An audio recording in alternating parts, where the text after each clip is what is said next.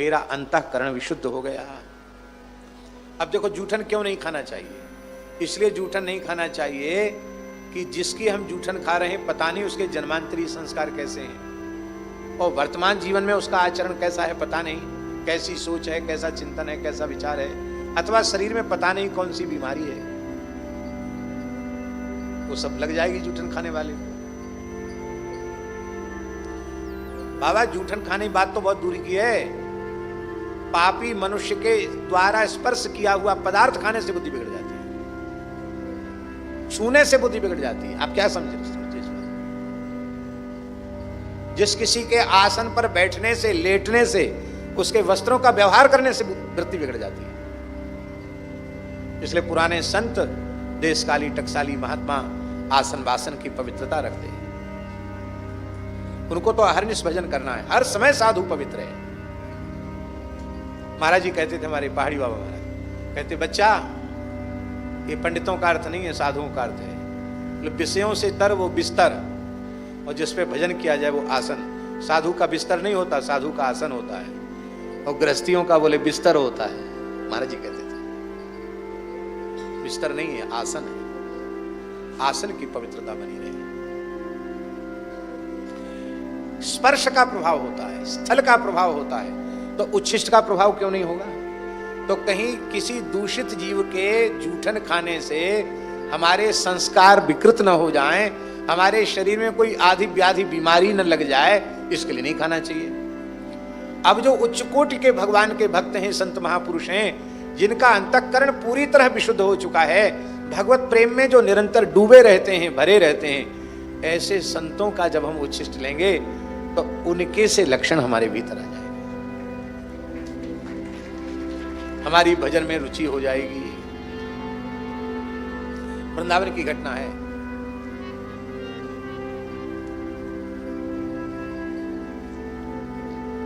एक महापुरुष मिले, एक संत की सच्ची घटना है।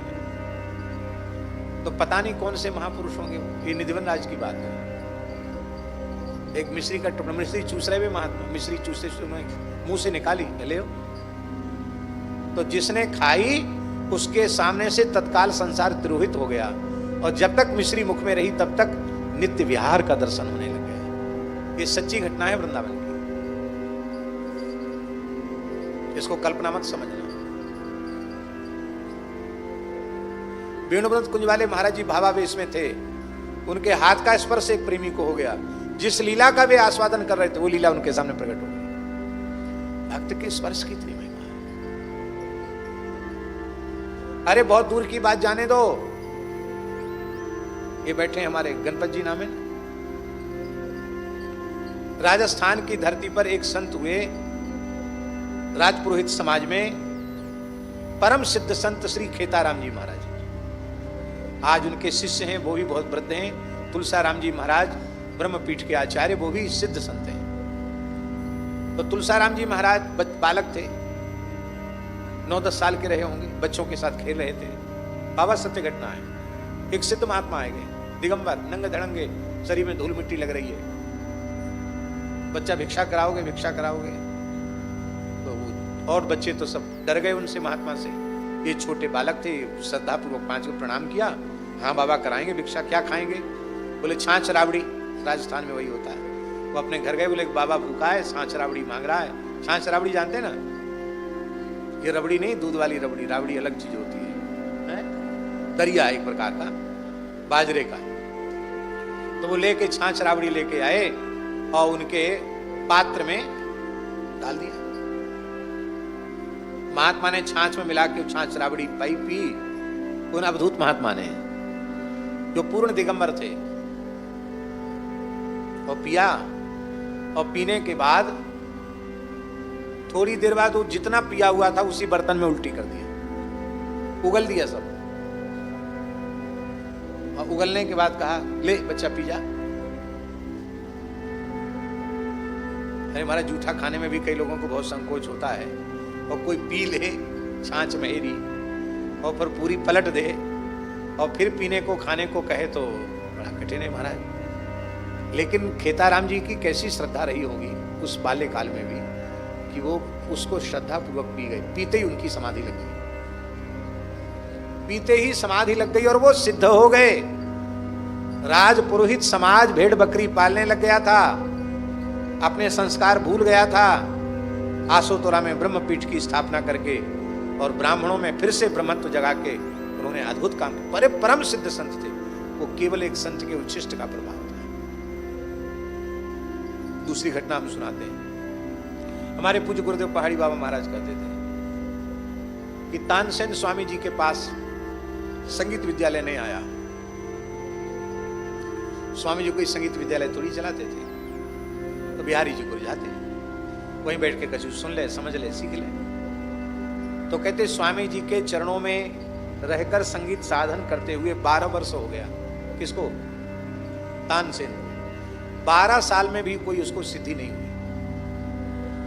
एक दिन स्वामी जी ने बिहारी जी का अधरामृत जो कुछ वो बाटी लेते थे उसको पा करके, और वो दोना जो था दोनी, उस दोनी को फेंकना चाहते थे तो तानसेन ने हाथ बढ़ा दिए।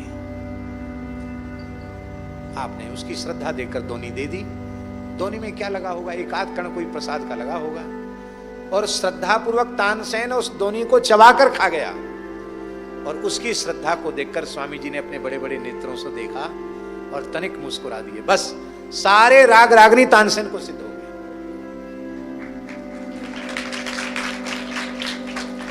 ताली वाली मत बजाओ, ऐसे सुनो।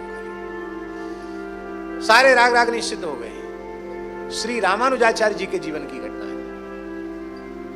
वो जिन अपने गुरु यादव प्रकाश जी के विद्यालय में पढ़ते थे, यादव प्रकाश आचार्य बहुत बड़े विद्वान थे। जिस दक्षिण के राजा के राज्य में उनका विद्यालय संचालित था, सारी वृत्ति राजा की ओर से प्राप्त होती थी विद्यालय की। उस राजा की कन्या को ब्रह्म राक्षस का प्रकोप हो गया। अब वो किसी तंत्र मंत्र झाड़ फूक से ठीक ही ना हो, तो राजा ने यादव प्रकाश जी से कहा कि इसको ठीक कर दो। यादव प्रकाश जी आए, बड़े विद्वान तो थे ही, मंत्रज्ञ थे, तंत्रज्ञ थे। वो कुछ इलाज करने लगे, भूत प्रेत भगाने वाला। सोई वो ब्रह्म राक्षस से आविष्ट वो कन्या बोली, हे मूर्ख, अल्प शक्ति वाला, क्या मुझे भगाएगा? तू मुझे भगा नहीं सकता है। क्यों? क्योंकि तू मेरे जितना पंडित भी नहीं है, विद्वान भी नहीं है, और तू तो इसी जन्म में ब्राह्मण हुआ है। मैं 7 जन्म से ब्राह्मण होता चला आ रहा हूं, शास्त्रों का मर्मज्ञ विद्वान होता चला आ रहा हूं,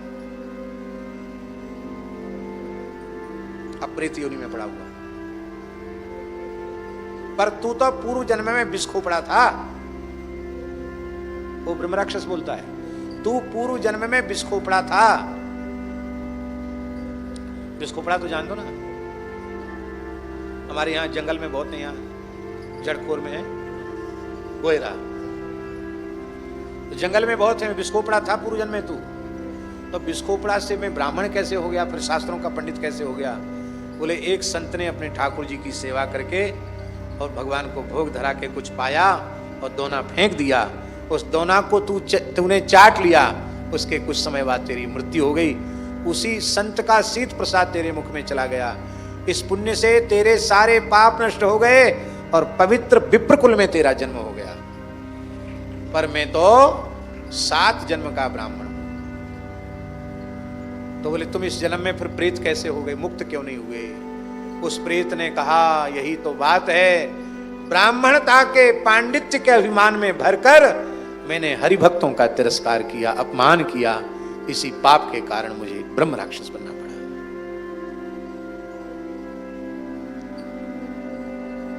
तो इसको क्यों पकड़ा, इसको छोड़ दो। बोले नहीं, मैं उद्धार के लिए आया हूं। तो तुम झाड़ फूक से जाओगे नहीं तो कैसे जाओगे? तो उसने कहा, तुम्हारे विद्यालय में एक बटुक है, उसका नाम है रामानुज। यदि उसका उच्छिष्ट मिल जाए मुझे और उसका चरणामृत मुझे मिल जाए तो मेरा उद्धार हो जाएगा। छोटा सा बालक ही था, इससे हर्ष जैसा वो खड़ा हो जाए, ये इतना ही रहा होगा। बैठ जाओ। तो जैसे ही बालक का चरणामृत दिया गया, प्रसाद दिया गया, वो तत्काल मुक्त हो गया। बोले मैं विमान में बैठकर वैकुंठ जा रहा हूं। संत सीथ प्रसाद की अनंत महिमा है। एक ब्रजवासी बालक हो वृंदावन में, वहां को नित्य नियम हो कि सुदामा कुटी में आना और पूज्य गुरुदेव भक्तमाली जी की जूठन लेनी, नियम से। सवेरे से कुछ नहीं खाता, जब महाराज जी दोपहर में कुछ पाते तो उनके पत्तल का थाली का कुछ प्रसाद लेकर के तब घर, वहां भोजन कभी नहीं करता, भोजन घर में जाके करता, पर कथा सुनने आना और नित्य प्रसाद लेना। अब एक ही बालक, सुनार को बालक, अब ब्याह के योग्य भयो, बोला मैं तो विवाह नहीं करूंगा। बोले तुम अकेले हो, वो अकेले होने से क्या हुआ, आपको छोड़ के नहीं जाएंगे, जब तक जिंदा हो तब तक सेवा करेंगे। ब्याह नहीं करूंगा, मैं भजन करूंगा, ब्याह नहीं करूंगा, ज्यादा परेशान करोगे भाग जाऊंगा। तो मैया बाप उसको लेके महाराज जी के पास आए, भक्तमाली जी के पास। महाराज 10-5 होते तो एक आपको दे देते, एक ही छोरा है महाराज, चलो जाओ, कहाँ खाओगे को हमारा, बुढ़ापे में ये ब्याह की मने कर रहे हैं। हम भी वहीं उपस्थित थे। महाराज जी बोले जब तक हमारी जूठन खाता रहेगा तब तक विवाह का संकल्प इसके मन में नहीं आ सकता। तुम इसका यहाँ आना बंद कर दो, जूठन खाना बंद कर दे, तुरंत ब्याह की इच्छा उत्पन्न हो जाएगी। महाराज जी ने तो हंसते हुए कहा, किसी रिश्तेदारी में उसको जाना पड़ा मैया बाप के साथ, और कुछ दिन ब्याह की जूठन, महाराज जी की जूठन छूट गई और वो अपने आप ही बोला कि हाँ पिताजी अब जहाँ तुम्हारी इच्छा हो हमारा ब्याह करें। बोलो वृंदावन बिहारी। चित्त निर्विषय हो जाता है। हम कोई बाबा जीवन में आए, वृंदावन में बड़े भी आए, पर संतों के चरणामृत का महात्म्य, गुरुजनों के उच्छिष्ट का महात्म्य आज साधुओं ने सदा सर्वदा के लिए अपने चरणों में दास को रख लिया। और जो कुछ कह सुनकर अपनी वाणी को पवित्र कर रहे हैं, इसमें ना हमारी योग्यता है और ना हमारी विशेषता है। यह केवल सद्गुरु भगवान के चरण जल, उनकी चरण रज और उनके अधरामृत का ही प्रभाव है, जो हम कह सुनकर भगवत भागवत चर्चा अपनी वाणी को पवित्र कर रहे हैं। बहुत महिमा है, हम कितना गावें, संत प्रसाद और भगवत चरणामृत की कितनी महिमा का गान करें। जितनी महिमा गावें उतनी थोड़ी है। पर एक प्रार्थना हम जरूर करें, नाटक नहीं करना चाहिए।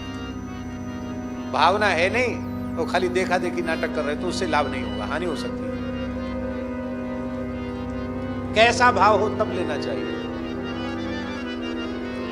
प्रियादासी के शब्द, संत हैं अनंत गुण, अंत कौन पावे जा।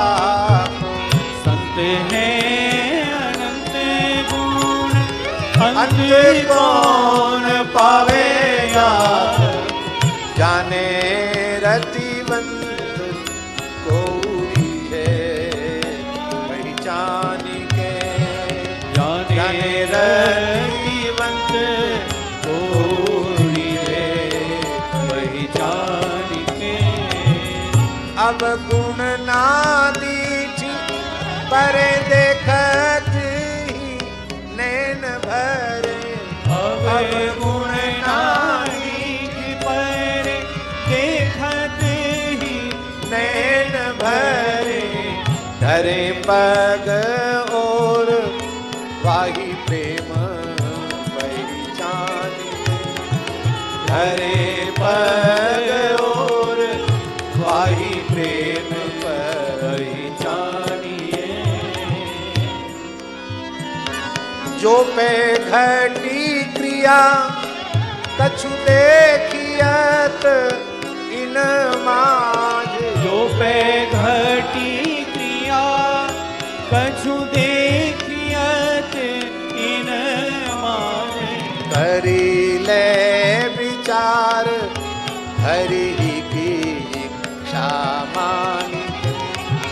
करी ले विचार हरि की इच्छा मानी के। बालक श्रृंगारी के निहारने बती माता। बालक श्रृंगार के निहारी ने वती माता। देत जो डिठोना कारो दीठ डर जानी। देत जो डिठोना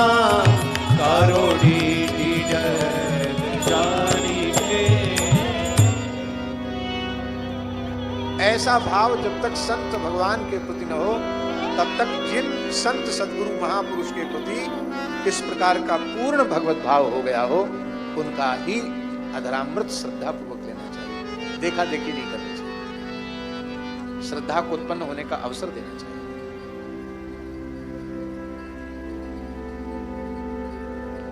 अच्छा एक बात बताओ, महाप्रभु जी से बड़ा कौन होगा?